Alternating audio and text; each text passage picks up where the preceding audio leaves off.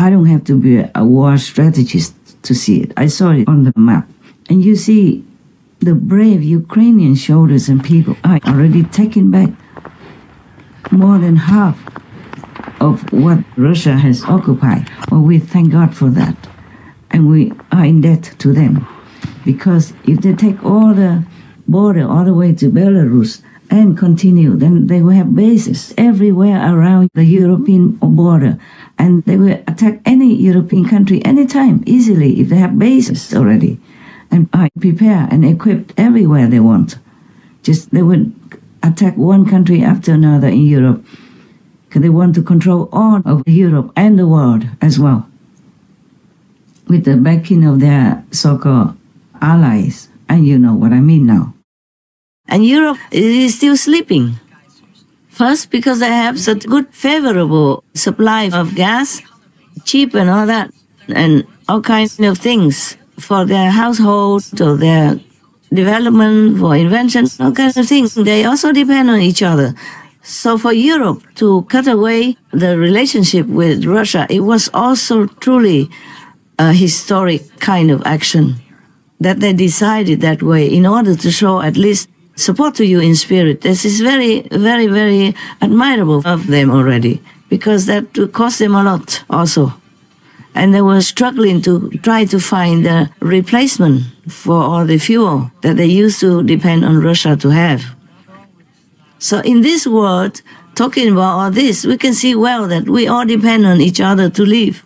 And one thing I have to tell you honestly, without America's support, without President Trump, you will never, never, never have peace in your country. You might even lose your country.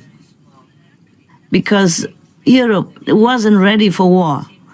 It was very difficult for them to give any weapons to you. You know it yourself. A lot of arguments between parties, between people, a lot of consideration, all kinds of things before they give you something. And not a lot. And not as powerful as Americans, who pour in weapons and money to help your country in any way possible. Even their own citizens came to fight with you. But Europe, did you see anybody come and fight with you? Even voluntarily? Maybe some, but few. I myself didn't read it on the internet. I read about some Americans who came to your country voluntarily to fight with you, with your people, and being wounded, being handicapped because of the war, or being gone, lost their lives.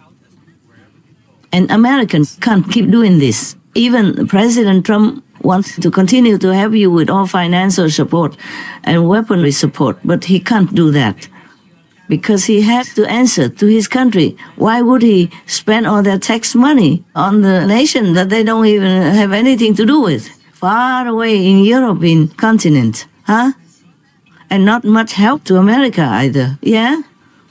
So whatever they have done for you is tremendously generous already, but they're exhausting their own power and financial stability. So you must know right now, President Trump cannot sign anything that gives everything to you and nothing to help America. He can't answer that to his country people. So you have to cooperate with him. There must be give and take.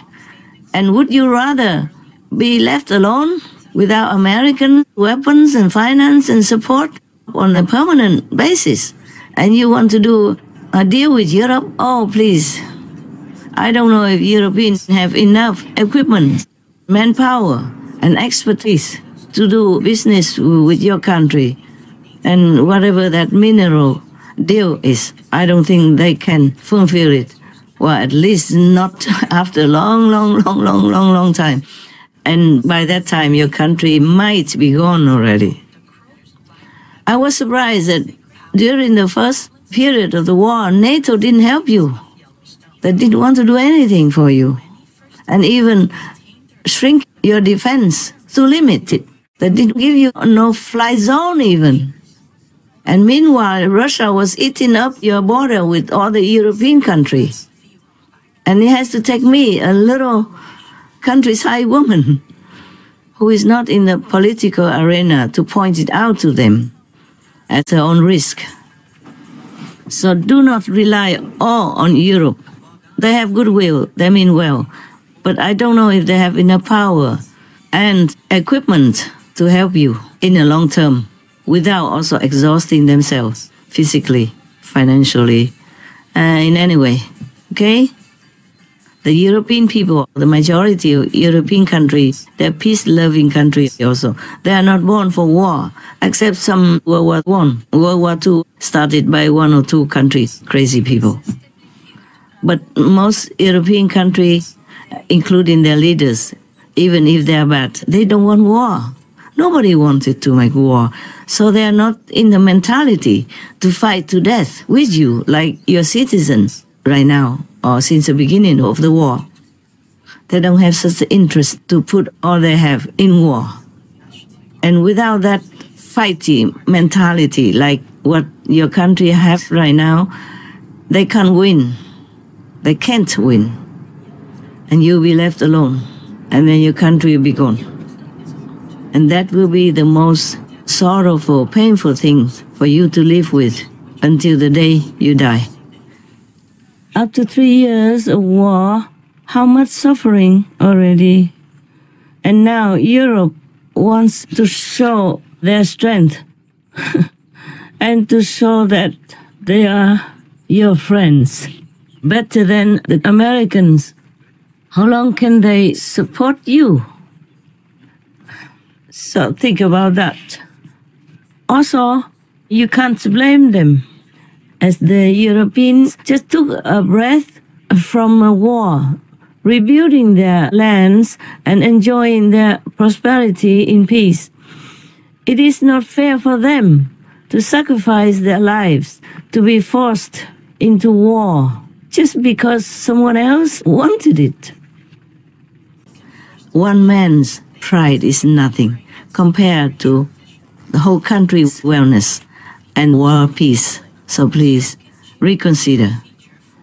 Make friends with President Trump. Make him know your sincerity and do sign the contract that you initially agreed to.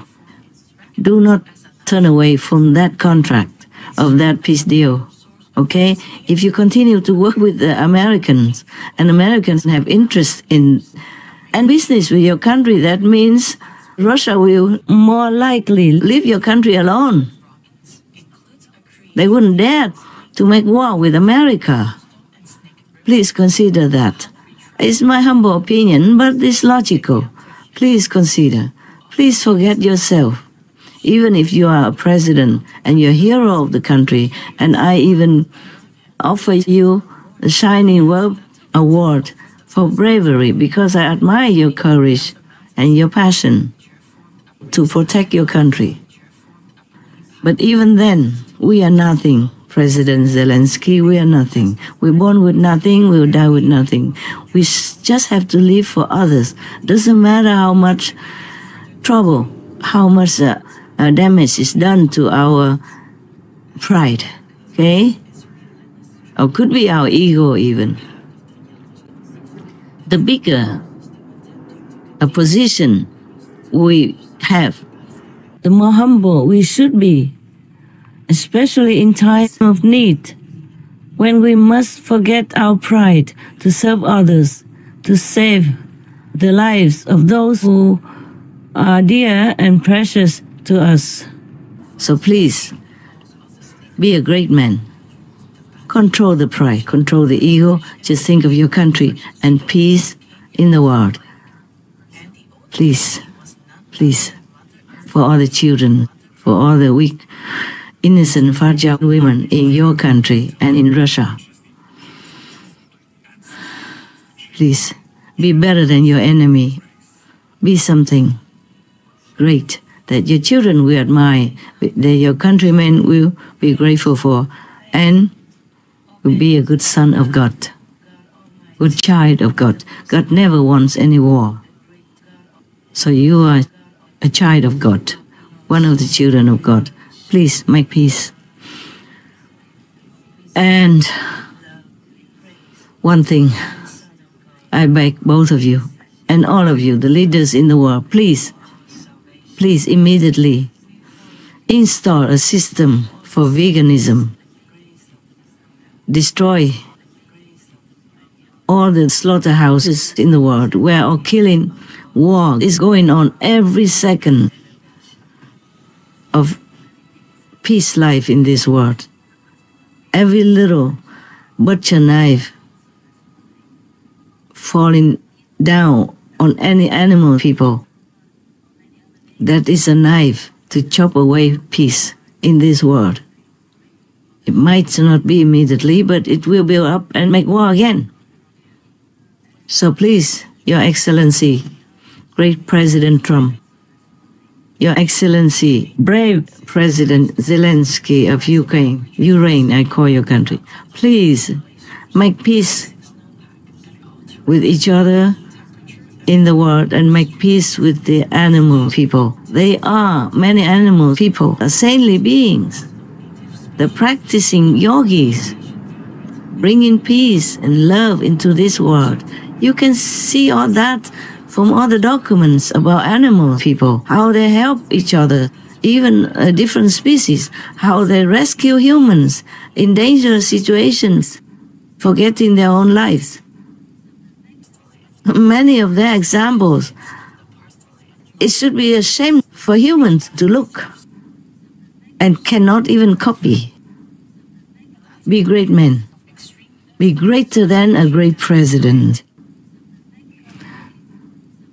Be a hero for all, not just for your citizens, not only for your fellow world people, but for other species as well, for animal people as well, and for the forest as well. Protect the world citizens, protect the animal citizens, protect the forest citizens, who give nothing but goodness to us.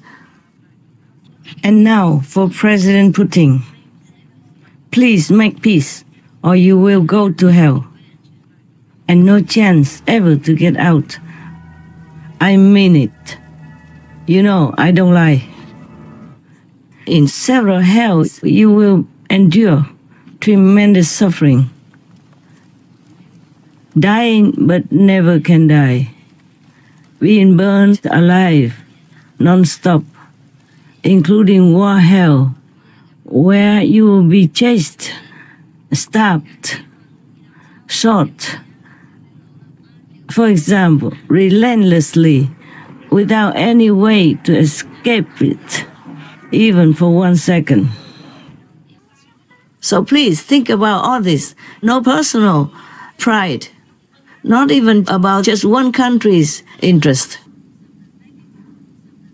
Do it all for the world's sake. And you live in this world, not just for other people, you see? And thank you very much. If you ever listen to my talk, I beg God to protect you, your countries, and your personal good, your loved ones, your interests. May all be well for all of you, the leaders of the world, especially American President Trump and President Zelensky of Ukraine, and even for Putin to change, to turn around, to be leader of peace. And all of you are the leaders in the world to support peace in any way you can. Amen. President Zelensky, Your Excellency, with all due respect for the European leaders and you and your country, I have to say that again, don't rely only on European allies to support you, because they will be also exhausted one day. They also don't have such a, I told you already, they don't have such a passion to fight, because they have been used to peace for a long time now. Their countries are good. They have enough, sufficient financial support and food and everything for themselves. But if they have to be involved in war, all that will be gradually or even abruptly ended. Even to make weapons that can't be forever, Sort of material is one thing, and manpower too. They don't have the heart to want to plunge themselves into war. You could see that in the beginning already. Isn't that funny to you? That Russia have posted 200,000 soldiers at your border already.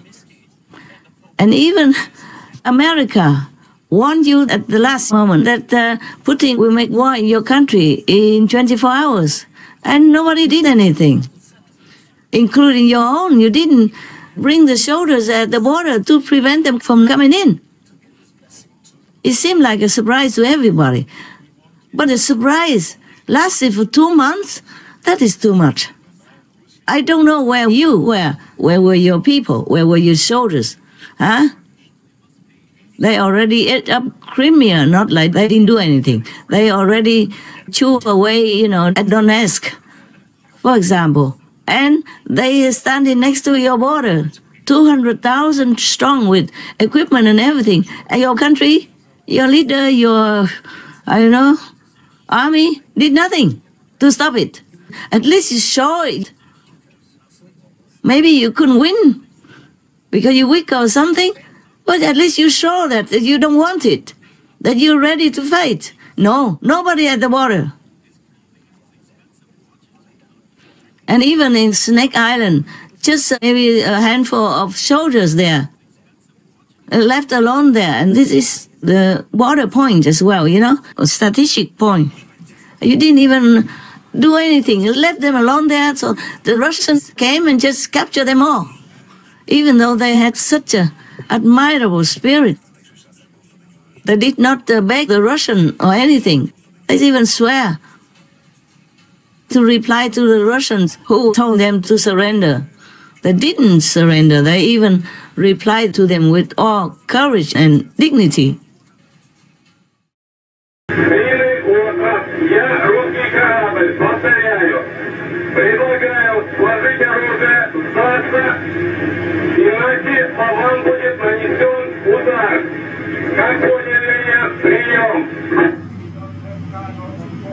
Все.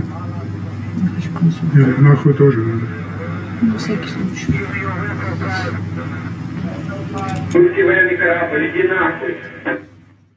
Huh? Nobody was there to help them. Just a handful of soldiers in a small remote island, which is very important to the security of Ukraine. Well, maybe I don't know much. Tell me. You write to me, tell me that I'm wrong. I didn't know much about your country. I just have to look at the map and say everything from the strategic point of view. And that's one thing. That's the first thing.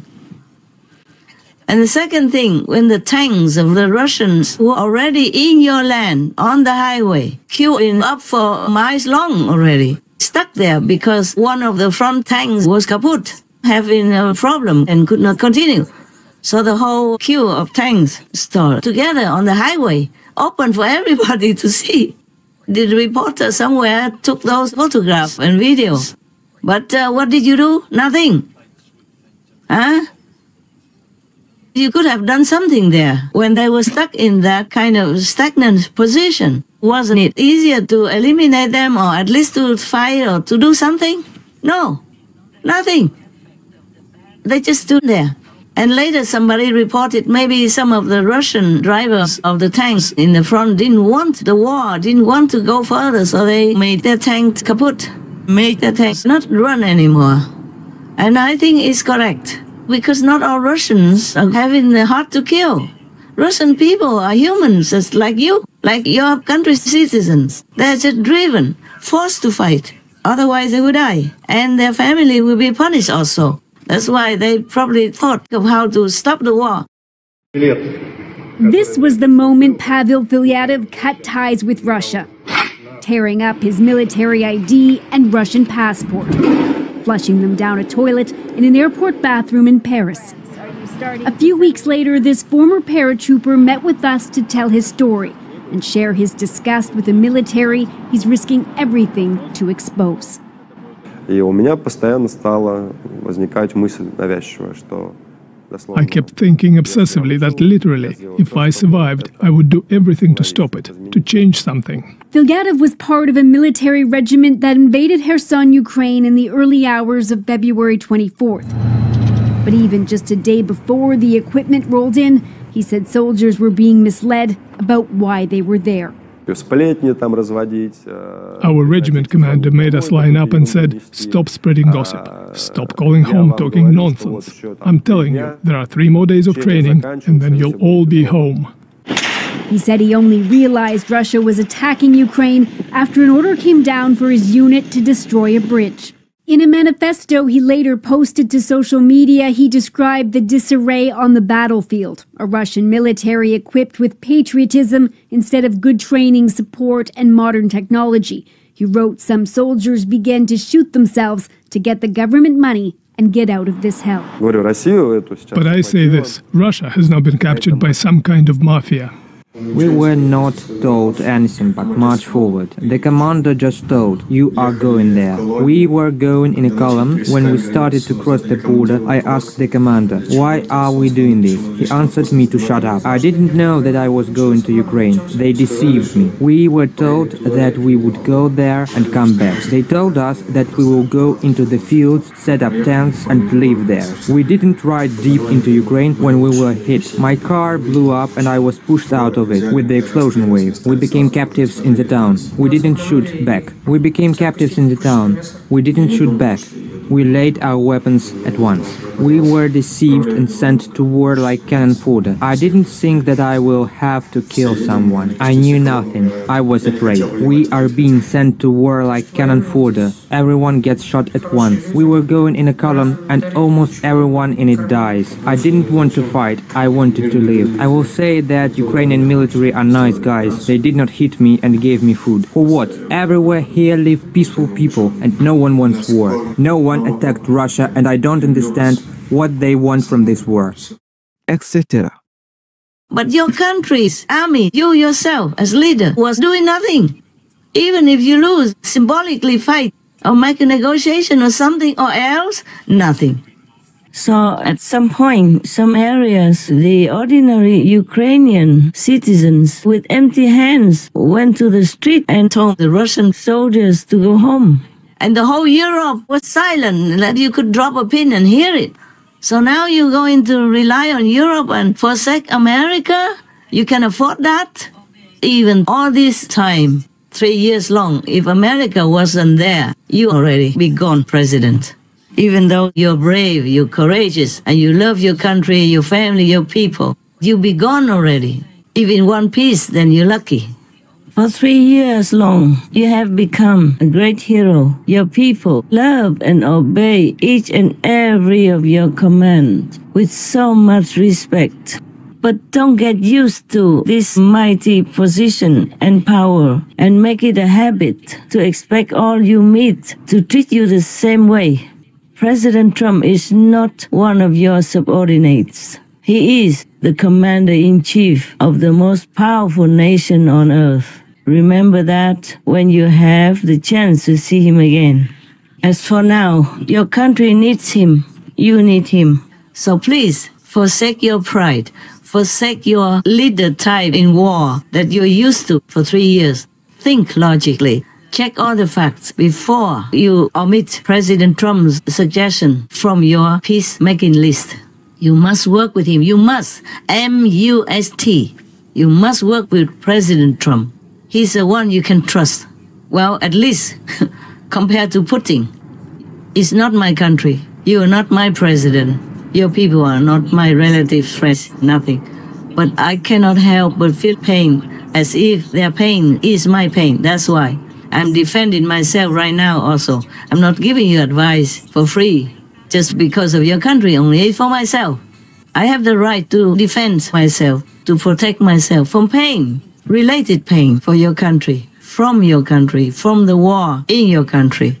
I have pain because the Russian people are dying. I have pain because the Ukrainian people are dying and suffering every day also. Even if they went to another country and other countries opened the door for them, some countries didn't. They had to return to your country, humiliated, exhausted. running short of whatever money savings they have while fleeing the war. Is it fun? No, huh? And thousands of children are being kidnapped to Russia, leaving their parents drying up with tears, huh? And leaving the children confused, suffering, lacking of love and the familiar surroundings of their own country, huh? Is all this fun? So if you just argue with the strongest president, the strongest country in the world, and if you win, is it good? Will you be proud of it? So please, think logically, be humble. I know you won't like me if I say all this, but I have to. It's just for my self-defense. How about that, huh? You don't have to think anything bigger than that. Just my self-defense, because I'm in pain every day, as long as the war is still there. Even Syria just recently have a change of governments, of leaders, and they still now make friends with all the countries in the world, including all parties in their governments, and pro-Western, pro-America, not pro-Putin. So just 3 years only, you still can make it. 12 years long, the war in Syria still was won. Russia can protect you? No. Did Europe protect Syria? No. Maybe they try symbolically, not strong enough. So the president of Syria, even though it's not all his fault, he's done nothing wrong, had to flee. But to where? To Russia. Even though it seems that the country was peaceful before. At least people have peace enough to live and have everything enough. The government took good care of people, or as good as they can, comparatively speaking, from other countries. But you see, Russia was there all this time. Couldn't protect the president of that country, couldn't protect that country. And Europe, nearby, couldn't protect that country either. Couldn't protect the president, who was supposed to be their ally. So learn from all that, President Zelensky, with all due respect. Protect your country by logic, by wisdom, by experience, by lessons from other countries, war and peace. Not protect your pride. Even if you were right in your opinion, no, you were right to have your pride, cast it all aside. Peace is the most important right now. You and President Trump both want peace. So work toward that, okay? As long as your family, your country, your government doesn't do anything opposed to it, go for it. Thank you very much, sir. May God bless you all the time. Protect you and your family and your country. Amen. Now I want to tell the Taiwanese people, recently you have had a lot of terrible disasters, even out of time, out of season. And big brother China is threatening to eat up your country alive.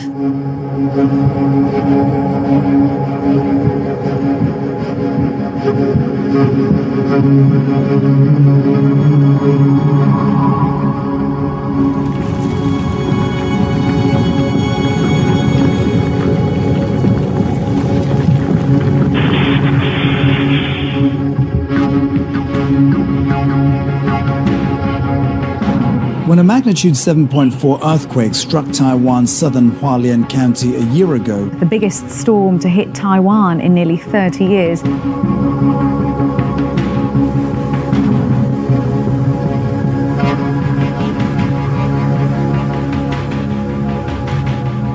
So please listen here. I have taught you the life-saving method, liberating method, not just in this lifetime, but the next life as well. So you can go back to your true home, to your true country. Treasure it, practice it, appreciate it, thank God for it. And do not always call upon me to protect your country. I do the best I can already, believe me. Otherwise, your country would have gone under the sea. Not to talk about war with China. I'm telling you this, not because I love to talk or anything, but because I love peace. I don't want the blood of your brotherly citizens spilled on your own fertile land, or in Chinese fertile land. The land is for people to live, to cultivate food and necessities or medicine to help you live long, happy and healthy, not to spill blood on it. God will never forgive. Buddhas, Bodhisattvas, saints, masters, never can bless your country if too much blood is spilled on it. Even animal people's blood will destroy many merits that your country has. The country has a favorable veganism trend, which is even famous in the international media. Yes.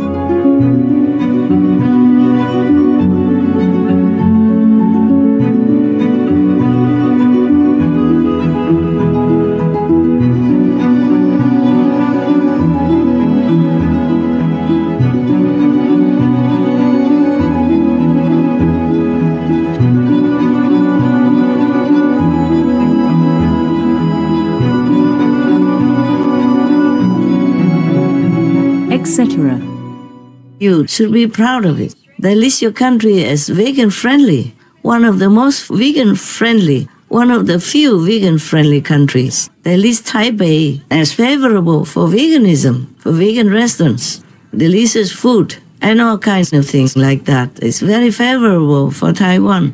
What they wrote, what they write, and what they will write on social media, for example. So be proud. Keep it going. Rise it up to the top. Maybe be the first and only country that is all vegan in the whole world. Imagine the honor you will have, huh? And for that, how can China or any bigger country or any bigger power even come and oppress you? If you're good, virtuous, moral, compassionate, all heavens will be there for you. So please continue the virtuous way, the benevolent way that I have shown you. I made an example for you, and many other things I do in private for your country that you have never known, that I could not even tell you. But believe me, I love Taiwan, and I appreciate all the kindness, generosity, and support that you gave me over the years. It's just sometimes I have to leave because your country makes blunders or denies me or blemishes my name, coupled with all the killing of the animal people every day. That once I told you about already, I lived in a remote area and the river next to my house every day was bloody red because of the killing on the upper side of the river. And that was only one river that I saw. Actually, it's not a river, sorry, it's a kind of a big stream, you know. The water was running very full and clear in some pockets. But the whole river was red every day. Whenever I come out, it was red because of killing non-stop. Imagine if you are those animal people mercilessly imprisoned in a small crate that you could not turn around even when you have babies. And then brutally your throat is cut while you're still kicking and gasping for breath. Imagine if it's you. And you know they have feelings. And you know they have love. You know they are innocent. They protect each other. They love their children, just like you do. Imagine if somebody kills you or treats you like that. Would you like it? Whatever you don't like. Your religion, your ancient masters told you what you don't like, don't do it to others. It's very simple to live your life. Don't do to others what you don't want to be done to you. All religions tell you that. All the ancient masters of China told you that. Not to talk about other masters in other countries as well. Don't do unto others what you don't want done unto you. Do not impose on others what you yourself do not desire. There is a Tao for gaining the hearts of the people, together with them amass for them those things that you would desire, and do not impose upon them the things you would hate. He who knows others is wise. He who knows himself is enlightened. Treat those who are good with goodness, and also treat those who are not good with goodness. Thus goodness is attained. Be honest to those who are honest, and be also honest to those who are not honest. Thus, honesty is attained.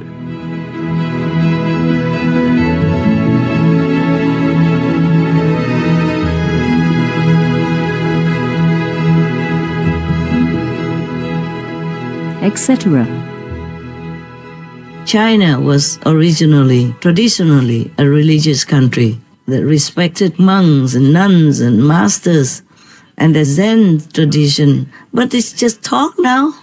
You have to practice what you learn, practice what is good, and abort what is bad. Very simple. Do what is good, abort what is bad.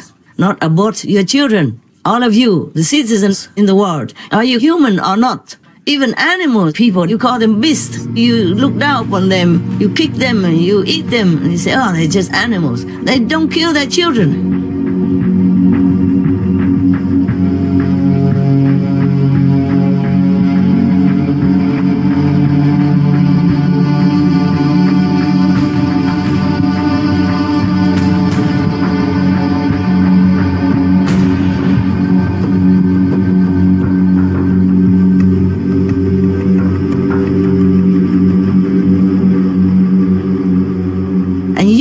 Humans know everything, and not even in war. If you are maybe in war and in a desperate situation, you can't feed your children, and maybe you have that excuse. But in peaceful countries, in powerful countries, even like America, who has all kinds of Asians to take care of unwanted babies, and many countries want to adopt your children because they are beautiful.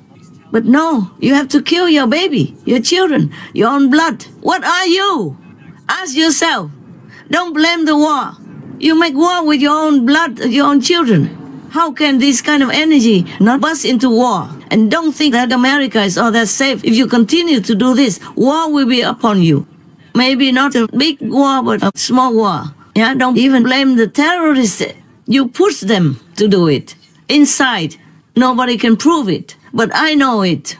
Whatever we do, the consequences will come back to us. So stop this baby war every day. 70 plus million children die every year. I think I read it maybe just in America alone. Imagine that, huh? Would you like it if your mother did that to you? Huh? Tear you into pieces in her own womb and flush you out like under a toilet. Excuse me, my unelegant language, but I don't know what else I can tell you so that you understand. I hope your mind will get it. Your soul will stop it. Your brain, your heart will be ashamed if you do such a murderous thing to an innocent little baby in your body. Now all of you have to stop murdering babies. Stop killing the innocent in war. Stop making war with humans and with animal people and with trees, with forests, with land. Do not destroy the land that you rely on to live. Do not do anything harmful to anything at all. Otherwise, we will have war again, and a bigger war. Back to Taiwan a little bit more. I have cast a peace ring, peace circle around your country, around Taiwan. I've done all the best possible for peace in your country, to protect your country from war. But if your people continue to kill innocent animal people who are living sentient beings, and most of you are Buddhists, then you know there is karma. The worst karma is killing. And you know the worst karma is killing beings, humans. But if you continue to do this, you also kill humans by giving sickness and trouble for other humans' bodies and beings, by giving them animal people meat to eat, or eating the meat yourself. All this collective killing karma will be upon you. Not just by disaster to warn you only, not only by pandemic, but big war. And you won't win. And do not rely on Americans either. They can't protect every country at one time. And they don't have like limitless weapons or money to continue to support you.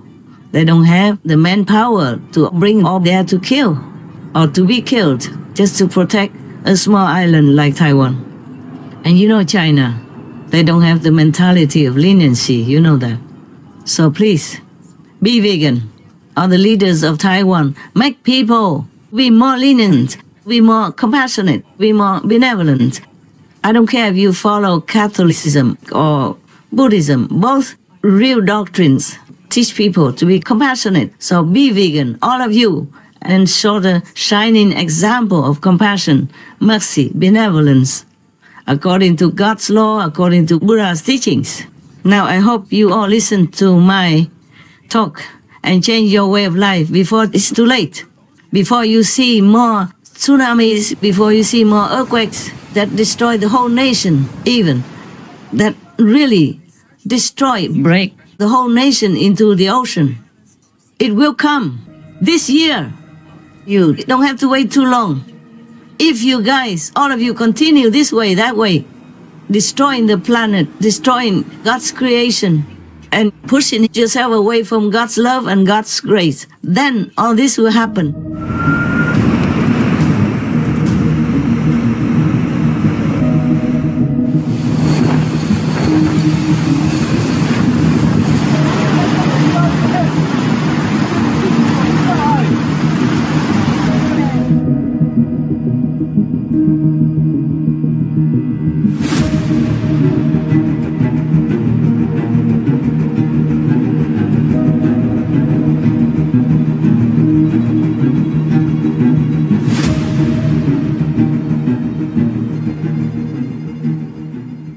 gotta help me.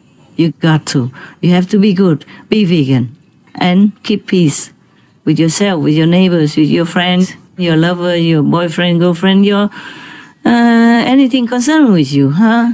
So you have to make peace with the animal, people, with the trees, with rivers, mountains, forest, ocean, anything that is good for you. You have to make peace with it, keep peace with it, and protect it. Because they protect you. That is for self-protection, okay? All right, understand whatever you do good to others around you, that is good for you. So that's why Jesus said, forgive your enemies. Because if you hurt the enemy, then it will be more hatred, you see? And more karma for you. All right, so be vegan, keep peace, do good deeds. Thank you, La. May God bless all of us and bring us home safely. Amen.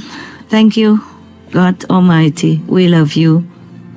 Maybe many of us are ignorant and act according to the ego mind, but we do love you in our heart, in our soul, maybe secretly, maybe openly. So please forgive us, help us, enlighten us, and bring us home. Amen. Thank you, sir.